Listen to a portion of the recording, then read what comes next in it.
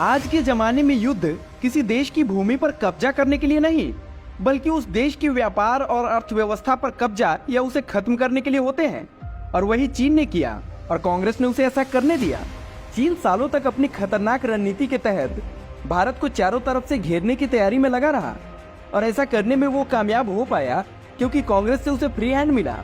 चीन अंतर्राष्ट्रीय स्तर पर इतना बड़ा खेल कर रहा था, बावजूद इसके यूपीए सरकार इतने बड़े राजनीतिक मुद्दे पर सोई क्यों थी? जानबूझकर या अपने गुप्त कॉन्ट्रैक्ट के कारण? क्या थी चीन की चाल? चीन ने हिंद महासागर में भारत को कमजोर करने के लिए एक रणनीति बनाई जिसे नाम दिया गया स्ट्रिंग ऑफ पर्ल्स, यानी कि मोतियों की माला। इसके तहत चीन ने रणनीतिक रूप से स्थापित देशों को कर्ज के जाल में फंसाने का काम किया। इन देशों को कर्ज के जाल में फंसा भारत को चारों ओर से घेरने के लिए एक घेरा बनाया। इसे कैसे अंजाम दिया गया? चीन ने इंफ्रास्ट्रक्चर के लिए कर्ज का लालच देकर रणनीतिक रूप से भारत के आसपास के देशों को फंसा लिया। एक बार जब वो देश कर्जे में डूब गए, फिर चीन उन पर दबाव बनाता है वो अपने बंदरगाह और नौसेना ठिकाने आदि उसके नियंत्रण में दे दे।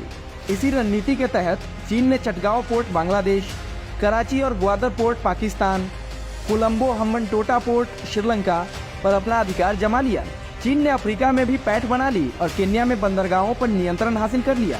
हद तो तब हो गई जब चीन ने भारत विरोधी राष्ट्रपति अब्दुल्ला यामीन को रिश्वत देकर मालदीव पर भी नियंत्रण हासिल कर लिया। कुछ इस तरह चीन ने स्ट्रिंग ऑफ पर्ल्स यानी कि मोतियों की माला को लगभग पूरा कर लिया और कांग्रेस की सरकार मूक दर्शक बनी रही। लेकिन कहते हैं ना कि पाप का घड़ा एक दिन जरूर भरता है, और हुआ भी वही। साल 2014 में चीन प्रेमी कांग्रेसियों की सरकार चली गई और देश में एक राष्ट्रवादी पार्टी की सरकार बन गई। इसके साथ ही चीन के बुरे दिन शुरू हो गए। साल 2014 मोदी ने पीएम बनते ही चीन के स्ट्रिंग ऑफ पर्ल्स के खिलाफ रणनीति बनाना शुरू कर दिया। हीरो का हार। पीएम मोदी ने चीन की माला वाली कूटनीति का जवाब देने के लिए नेकलेस स्ट्रेटजी पर काम शुरू कर दिया। कैसे? भारत की necklace strategy. Number 1, Changi naval base Singapore. PM Modi ने 2018 में सिंगापुर के साथ समझौते पर हस्ताक्षर किया, जिसने दक्षिण चीन सागर में भारतीय नौसेना को इस बेस तक सीधी पहुंच प्रदान की। नौसेना इस बेस के जरिए अपने जहाजों में ईंधन भर सकती है और उन्हें फिर से तैयार कर सकती है। Number 2, Sabang port Indonesia. PM Modi की रणनीति की ही देन थी कि 2018 में भारत को सबांग बंदरगाह तक सैन्य पहुंच मिली, जो मलक्का जन मध्य के प्रवेश द्वार पर स्थित है। जन मध्य विश्व के प्रसिद्ध चोक पॉइंट में से एक है। दुनिया के व्यापार और कच्चे तेल का एक बड़ा हिस्सा इसी क्षेत्र से होकर चीन जाता है। Number 3, Duqm port Oman. Modi सरकार की रणनीति से 2018 में भारत को एक और सैन्य पहुंच मिली। ओमान के दक्षिण पूर्व समुद्र तट पर दुकम बंदरगाह है, जो भारत को फारस की खाड़ी से कच्चे तेल के आयात की सुविधा प्रदान करता है। सबसे महत्वपूर्ण बात यह है कि यह पोर्ट 2 इंप चाइनीज पर्ल्स के ठीक बीच में स्थित है। नंबर 4, एसेम्पशन द्वीप सेशल्स। 2015 में भारत और सेशल्स के बीच हुई डील की वजह से हमें सेशल्स में सैन्य पहुंच मिली। रणनीतिक रूप से ये बहुत महत्वपूर्ण है क्योंकि चीन इस समुद्री मार्ग के माध्यम से अफ्रीकी महाद्वीप में अपनी उपस्थिति बढ़ाना चाहता है। नंबर 5, चाबहार बंदरगाह ईरान। 2016 में पीएम मोदी ने इस बंदरगाह के निर्माण के लिए एक समझौते पर हस्ताक्षर किया।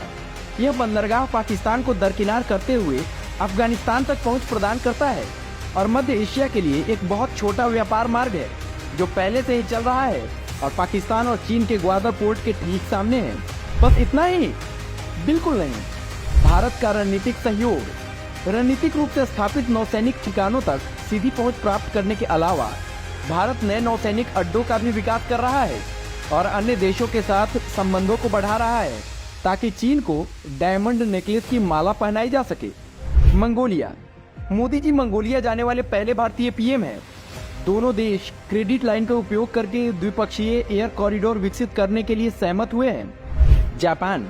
भारत और जापान ने संयुक्त रूप से एशिया अफ्रीका ग्रोथ कॉरिडोर बनाने की घोषणा की है। वियतनाम। भारत ने वियतनाम के साथ संबंधों में सुधार किया है और अब तक उसे ब्रह्मोस मिसाइलें और 4 गश्ती नौकाएं भी निर्यात कर चुका है। मध्य एशिया। मोदी जी ने राजनयिक संबंधों को सुधारने के लिए मध्य एशिया के सभी 5 देशों का दौरा किया। तब से 4 साल के भीतर मध्य एशिया के साथ व्यापार दोगुना हो गया है। राजनयिक प्रभाव का उपयोग करते हुए भारत ने नवंबर 2018 में भारत समर्थक इब्राहिम मोहम्मद सोलिह को मालदीव के राष्ट्रपति के रूप में निर्वाचित होने में मदद की। तब से मालदीव ने चीन के प्रभाव से खुद को किनारा कर लिया है। हालांकि फिर भी ये कोई खास विश्वसनीय सहयोगी नहीं है। भारत ने श्रीलंकाई अर्थव्यवस्था को संभालने में और IMF से लोन दिलाने में काफी मदद की है। इससे कुछ हद तक श्रीलंका को चीन के कर्ज जाल से बाहर आने में भी मदद मिली। लेकिन निश्चित रूप से श्रीलंका को हमने ये मदद मुफ्त में नहीं दी। बदले में भारत ने श्रीलंकाई सरकार पर चीनी दबाव को खत्म करने और रणनीतिक रूप से महत्वपूर्ण कोलंबो पोर्ट पर West container international terminal Bharat के नियंत्रण में होने की बात की है। भारत की काउंटर रणनीति अब सफलतापूर्वक अमल में आ रही है। इस पूरी रणनीति को एक बार में समझने के लिए आप मानचित्र पर एक नजर डाल सकते हैं। भारत ने चीन की परिधि में सभी देशों के साथ स्वस्थ संबंध विकसित किए हैं, और वह भी ब्लैकमेलिंग के माध्यम से नहीं, बल्कि विश्वास के माध्यम से। ये भारत को रणनीतिक पहुंच प्रदान करेगा। इसलिए इसे चीन के स्ट्रिंग ऑफ पर्ल्स के मुकाबले चीन को डायमंड नेकलेस पहनाने की रणनीति भी कही जा सकती है। इस पूरी रणनीति का सारा श्रेय मोदी जी, विदेश मंत्री जयशंकर जी, इन्हें से अजीत डोभाल सर को जाता है, जिन्होंने सिर्फ 9 साल में सालों के बैकलॉग को कवर किया है।